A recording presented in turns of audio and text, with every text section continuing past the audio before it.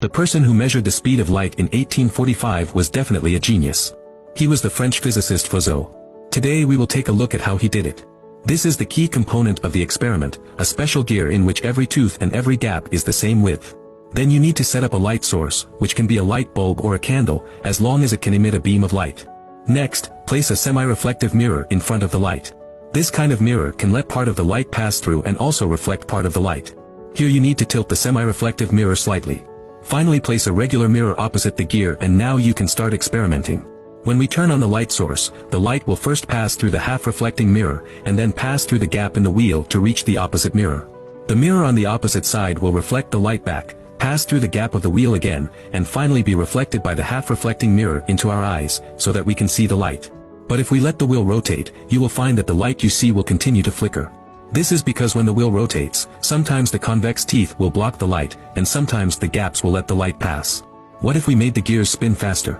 You will find that there is a moment when no light can be seen. It turns out that when the gear rotates fast enough, the light will be completely blocked by the convex teeth on the gear as it passes back and forth through the gear. That is to say, when the light is emitted from the right, it can reach the mirror on the left through the gap, but when it returns from the left, it happens to hit the convex teeth, so that we cannot see any light. Note that this phenomenon is actually the key used by Fizeau to measure the speed of light.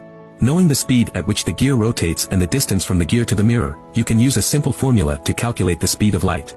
According to speed equals distance divided by time, the distance is twice the distance between the gear and the mirror, and time is the time it takes for the gear to rotate one gap. The gear used by Fizeau has 720 teeth and 720 gaps, and it rotates 13 times per second. At this time, it is easy to find that the time it takes for the gear to rotate one gap is 1/18720 seconds. The distance from the gear to the mirror is 8 kilometers, so a round trip is 16,000 meters. Then adding the formula, you can calculate the speed of light to be 299,520 kilometers per second, which is very close to the speed of light we know now. It is hard to imagine that more than 170 years ago, Fizeau was able to measure the speed of light with such a simple experiment. It is really impressive.